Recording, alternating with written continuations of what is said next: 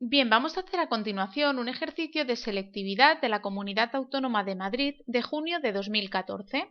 En concreto, se trata de la pregunta 4 de la opción A, que es un ejercicio de termoquímica. El enunciado dice lo siguiente: el denominado gas de síntesis se obtiene al calentar carbón a temperaturas elevadas en presencia de vapor de agua, obteniéndose hidrógeno molecular y monóxido de carbono. A. Formula la reacción de obtención del gas de síntesis. B. Calcula el calor intercambiado cuando reaccionan 150 gramos de carbón, suponiendo que su contenido en carbono es del 80% en masa. Y C. Último apartado.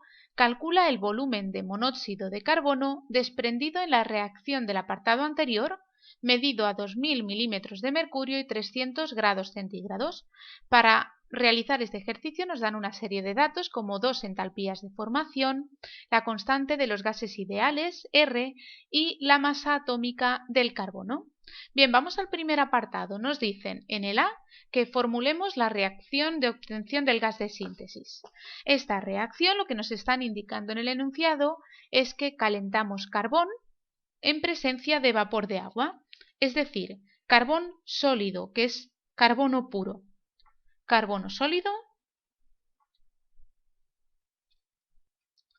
que reacciona con vapor de agua, es decir, con agua en estado gaseoso.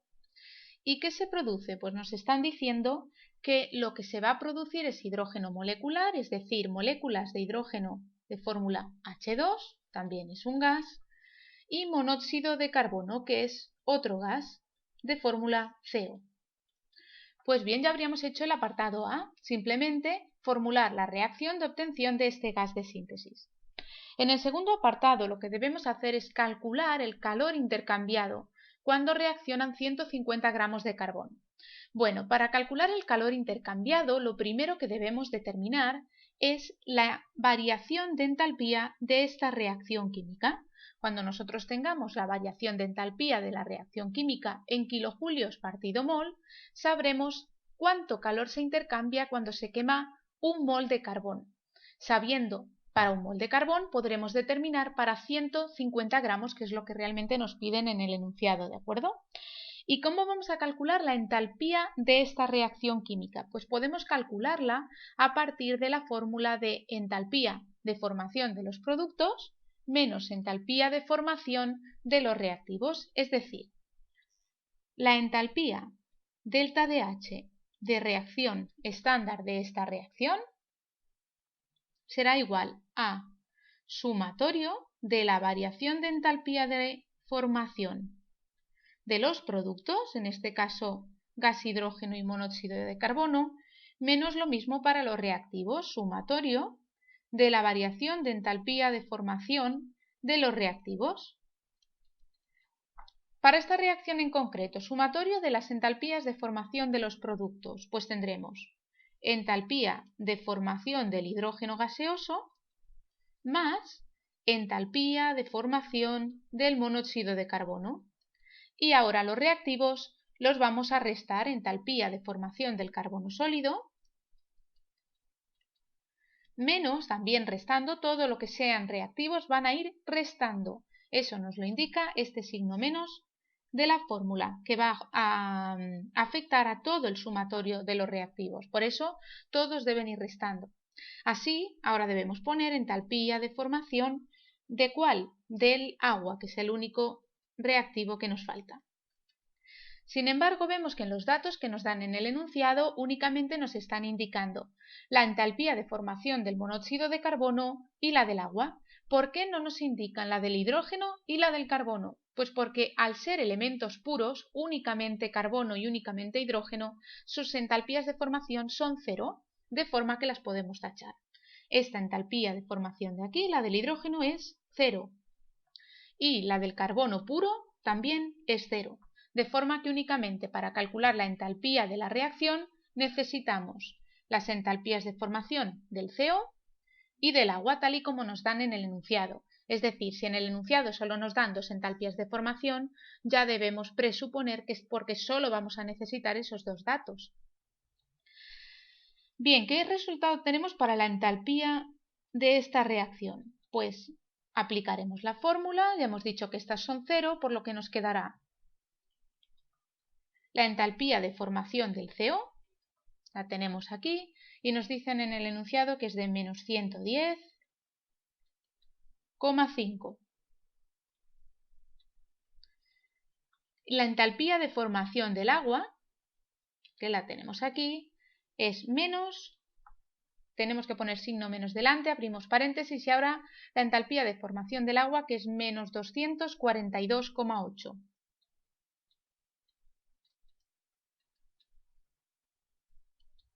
Menos por menos se va a convertir en más y nos va a quedar una entalpía de reacción positiva de más 132,3 kilojulios partido mol. Esta es la entalpía para la formación o para la reacción de un mol de carbono. ¿Cómo lo sabemos? Pues vemos que las unidades están en kilojulios partido mol, del mismo modo que estaban las entalpías de formación que hemos empleado del enunciado, que estaban en kilojulios partido mol o kilojulios por mol a la menos 1. Por tanto, como nos están pidiendo el calor intercambiado cuando reaccionan 150 gramos de carbón y no un mol de carbón, debemos hacer ciertos cálculos estequiométricos para llegar al resultado final. Así vamos a partir primero del valor de carbón que realmente está reaccionando con agua, 150 gramos. Pondremos 150 gramos de carbón sólido y ahora lo vamos a pasar, bueno, no lo vamos a pasar todavía a moles porque nos están diciendo que tenemos un 80% en masa. ¿Qué significa que el carbón sea del 80% en masa de carbono? Pues que de cada 100 gramos, 80 gramos son carbono puro y los otros 20 gramos son impurezas. Lo que realmente va a reaccionar con el agua son los 80 gramos de carbón puro, el resto no. De esta forma debemos aplicar este factor de la riqueza en masa antes de determinar el calor que se va a desprender en la reacción o que se va a absorber en la reacción. Así pondremos 150 gramos de carbono sólido o de carbón, sabiendo que en 100 gramos de carbón sólido, ¿cuánto tenemos de carbono puro? Pues tenemos 80 gramos de carbono puro y vamos a indicar en este caso puro para saber que es carbono, solo átomos de carbono en estos 80 gramos, ¿de acuerdo? Una vez que hemos determinado esto, ya sí que podemos poner el siguiente factor de conversión y decir 12 gramos de carbono puro son un mol de carbono puro, lo pasamos a moles. ¿Y por qué lo pasamos a moles? Pues porque nuestra entalpía de reacción la tenemos en kilojulios partido mol, sabemos qué cantidad desprende un mol. Así, una vez que ya lo tenemos en moles, podemos decir que utilizar nuestra entalpía de reacción como un factor de conversión, diciendo que un mol de carbono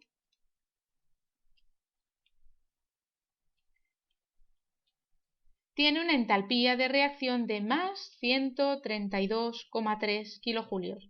No hace falta poner el signo más, yo solo lo he puesto por enfatizar.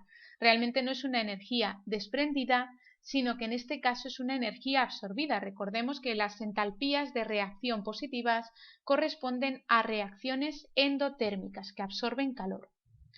Bien, ya tenemos el cálculo, si nos fijamos podemos ir tachando unidades y efectivamente nos queda que gramos de carbono sólido, de carbón se va con gramos de carbono puro se simplifica con gramos de carbono puro del siguiente factor de conversión y lo mismo para los moles.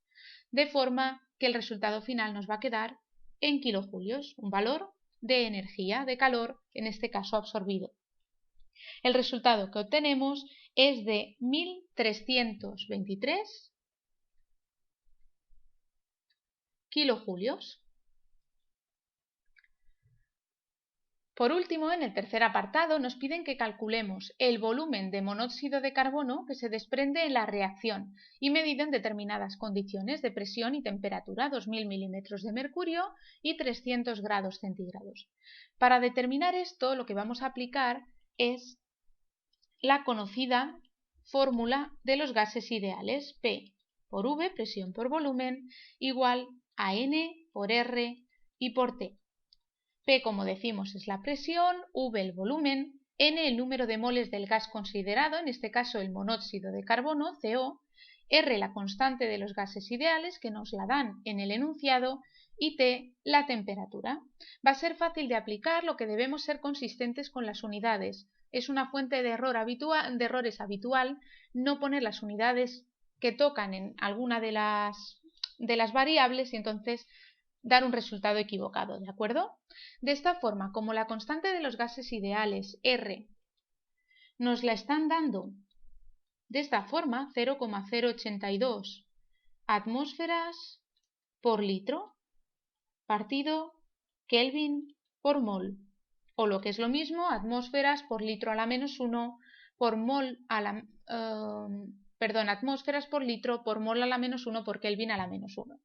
Como nos lo dan de esta forma, vamos a tener que poner la presión en atmósferas, el volumen en litros y la temperatura en grados Kelvin. Si en el enunciado no tenemos estas variables en estas unidades, como es el caso, debemos hacer la conversión antes de aplicar la fórmula. Así, la presión que nos dan es de 2000 milímetros de mercurio, pues vamos a pasar a atmósferas. ¿De qué forma? Recordemos que una atmósfera equivale a 760 milímetros de mercurio. Por tanto, 2000 milímetros de mercurio en atmósferas nos da un valor de 2,6. Mientras que la temperatura, que nos dicen que es de 300 grados centígrados, vamos a pasarla a Kelvin sumando 273,15. Por lo que obtenemos una temperatura de 573,15 Kelvin. Bien, tenemos por tanto la presión en las unidades que tocan y el volumen, que ya lo podríamos sustituir en la fórmula. Tenemos la constante de los gases y la temperatura. Bueno, perdónate, el volumen no lo tenemos, es lo que nos están pidiendo que calculemos. Lo que nos faltará es el dato de N, es decir, el número de moles de monóxido de carbono. Para esto podríamos emplear el factor de conversión utilizado en el apartado B, porque tendremos los moles de carbono puro, pero realmente vamos a empezar de nuevo para que no os confunda, porque no tendríamos por qué tener el apartado B, nos podrían estar pidiendo de forma directa este cálculo sin pasar por el segundo apartado. Así, ¿cómo procederíamos si solo nos estuviesen pidiendo esto? Pues para calcular los moles de monóxido de carbono debemos partir de los 150 gramos de carbón que tenemos. Es decir, 150 gramos de carbón, sabiendo que 100 gramos de carbón son 80 gramos de carbono puro. Y estos gramos de carbono puro los podemos pasar a moles y diremos que 12 gramos de carbono puro son un mol.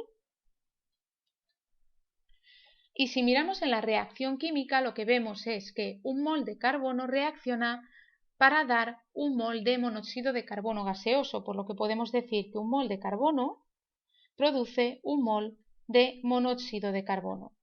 Así, si hacemos este cálculo, lo que obtenemos son los moles de monóxido de carbono N que vamos a necesitar para sustituir en nuestra fórmula. Obtenemos un valor de 10 moles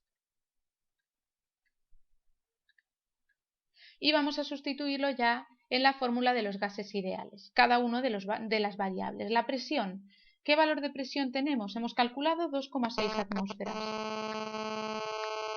Por el volumen es nuestra incógnita, lo que deseamos determinar. Igual a N, el número de moles de monóxido de carbono, acabamos de calcularlo, son 10 moles. Por la constante de los gases ideales, 0,082.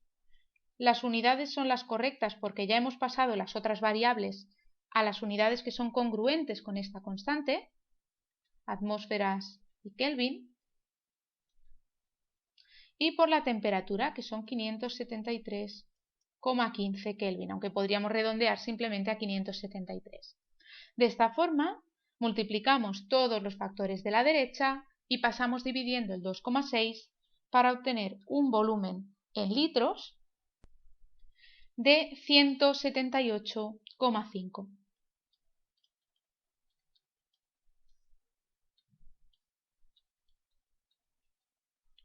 Y de esta forma ya hemos acabado por completo el ejercicio. Esta es la solución de nuestro apartado B y esta de aquí es la solución de nuestro apartado C.